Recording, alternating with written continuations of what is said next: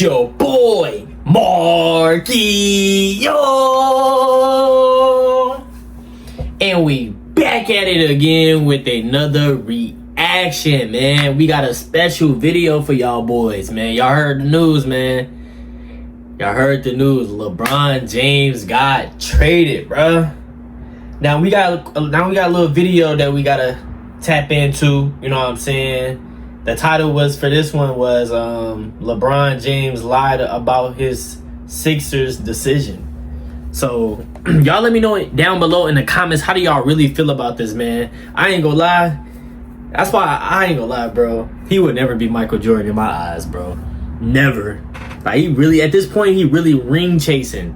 You know what I'm saying? He's really ring chasing. He's trying to get that last ring. And of course, everybody want to get rings, but like, it gets to a point, bro. Like, you have to go to like a team where it's stacked.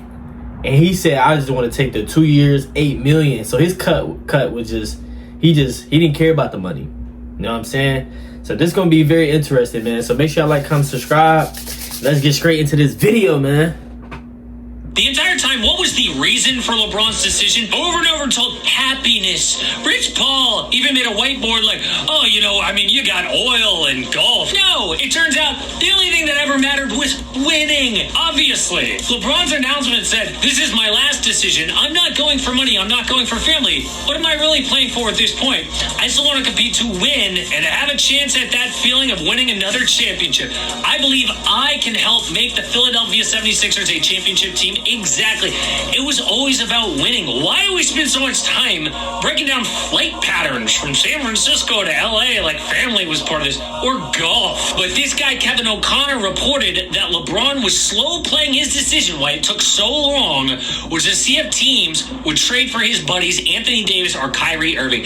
Then Rich Paul comes out, immediately shuts that down, basically calls him a liar. Said, no, we don't want teams to sweeten their deals.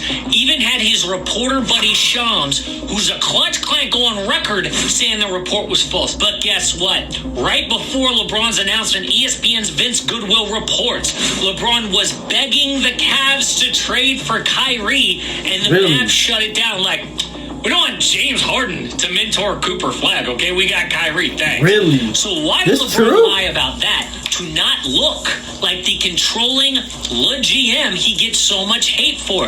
This man wants to carefully manage his image, but the truth always comes out. Yet there's still something else he's lying about.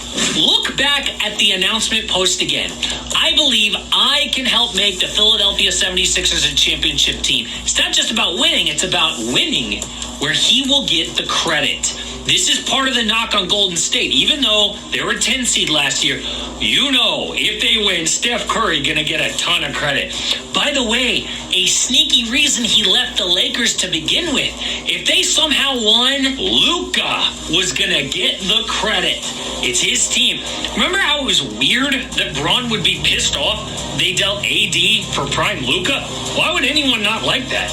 It's because with AD, LeBron still got all the credit, not with Luka, which is kind of messed up, but also kind of fine. LeBron is in his final stage and chasing Michael Jordan still. And if he's somehow able to pull this off with Philly, we'll do something no player has ever done. First, win a championship in 4 different cities. And second, be the driving force at 42 years old. See, a sneaky thing about MJ that the Last Dance totally avoided was that Jordan handpicked his last team, the Wizards, and couldn't even lead them to the playoffs for 2 years in his late 30s, let alone a championship.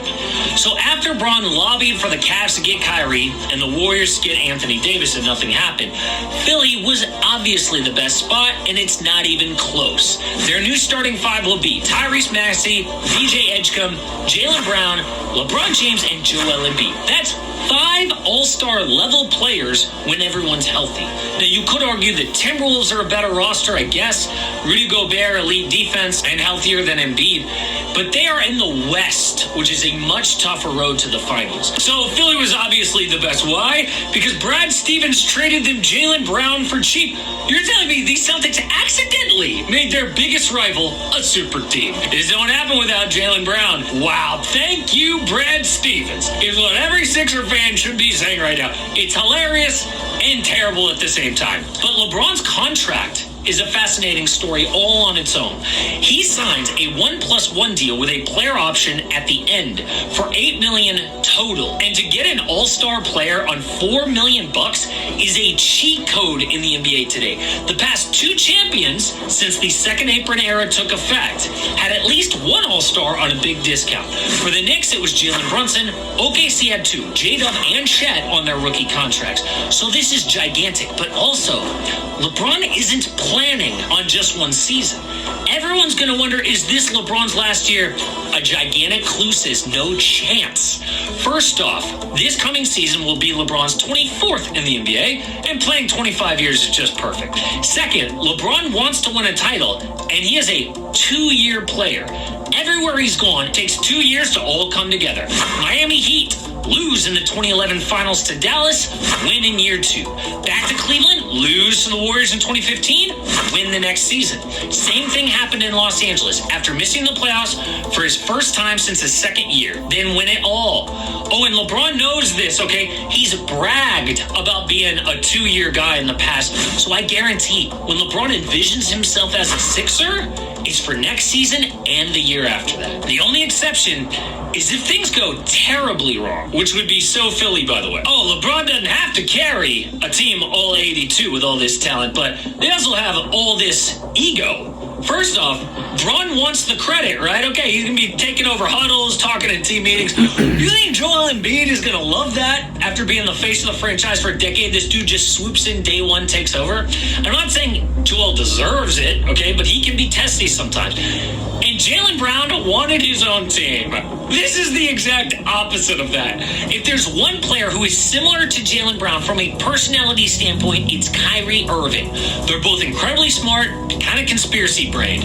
Kyrie hated being in LeBron's shadow so much that he demanded a trade after making the NBA Finals 3 years in a row. Bron and Kai made the Finals 3 straight seasons, one in 2016. Cavs had to make that last Finals run in 2018 with LeBron, Kevin Love, and J.R. Smith. So I'm just saying, don't rule out a toxic, chaotic year one with this thing, especially if they aren't gelling. All bets are off after that. But where does this leave other teams that don't get LeBron? Well, the Cavaliers will be fine, especially in the regular season.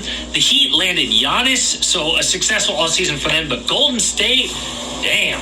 Steph is going to have to carry that team until Jimmy Butler gets back from his ACL around January at 37 years old. I'm sure we'll make a whole video about that.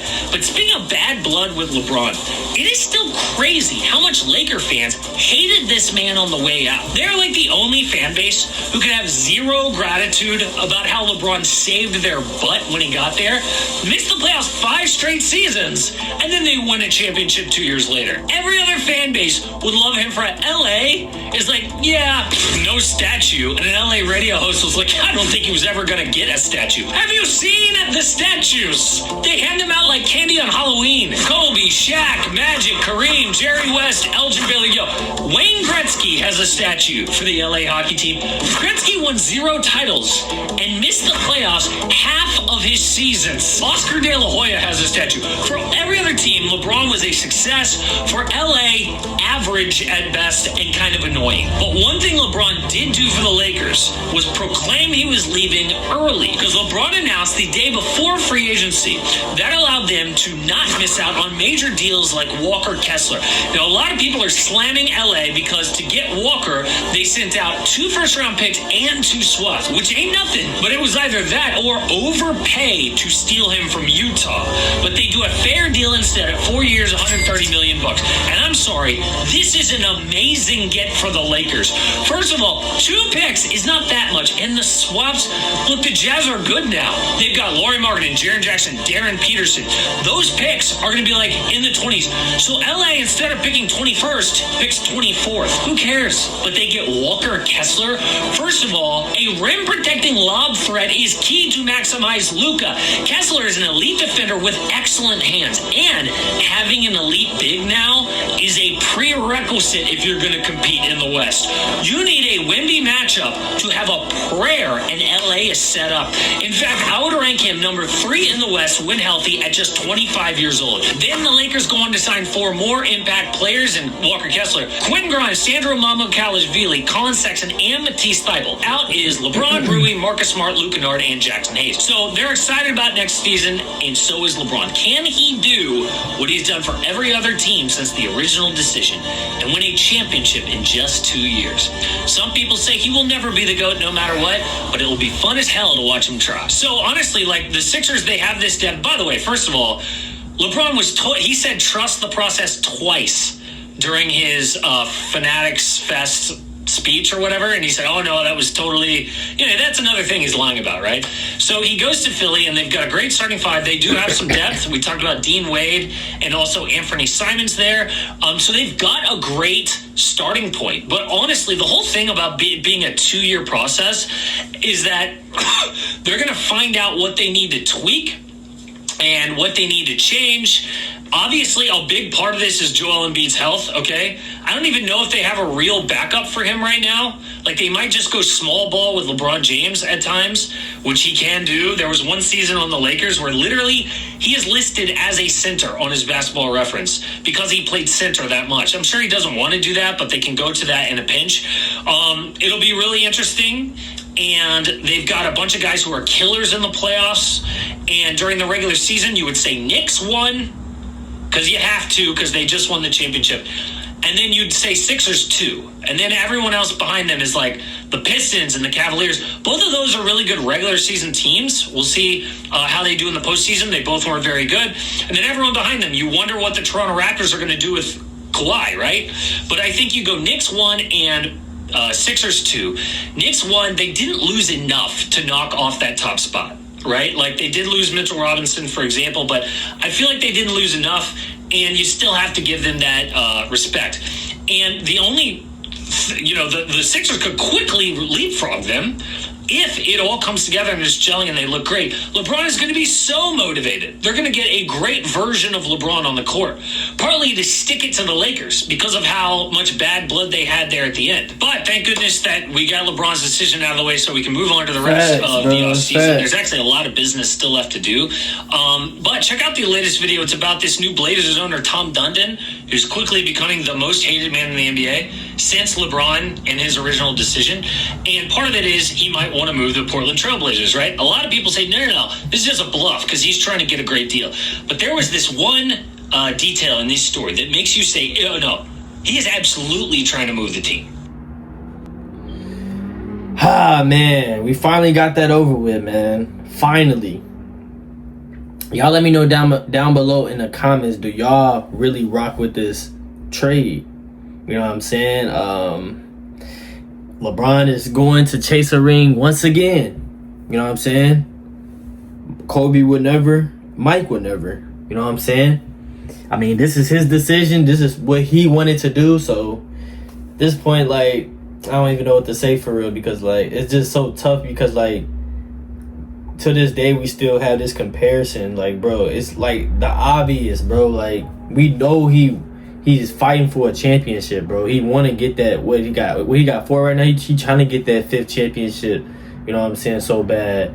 So he had to bounce to different teams, you know what I'm saying, when he could have just stayed in LA and just picked up pieces. Him and Luka was already straight, you know what I'm saying. Luka just had to be healthy, but he went all the way to Philly, man, you know what I'm saying. So I don't know, man. It's like he could have went to, like, the Timberwolves, you know what I'm saying, with Anthony Edwards, LaMelo, and Rudy, and Jaden McDaniels. Or he could have just went back to the crib with James Harden, Donovan Mitchell, Evan Mobley. Like, he could have did that. But he went to Philly out of all teams, bro.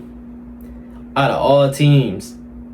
He waited all that time just to tell us he going to Philly. You know what I'm saying? We gonna see how that play out. Y'all let me know in the comments down below. Do y'all think they gonna make it to the championship, the finals, this next season, or this season coming up? Do y'all think he's gonna make it to the finals or nah? And y'all state y'all opinions on why do y'all think, how y'all feel about this trade, and do y'all think if he win his next championship he's better than Michael Jordan? If he win a championship and win finals MVP, do y'all think he's better than Mike? Y'all let me know down below in the comments, man. But make sure y'all like, comment, subscribe.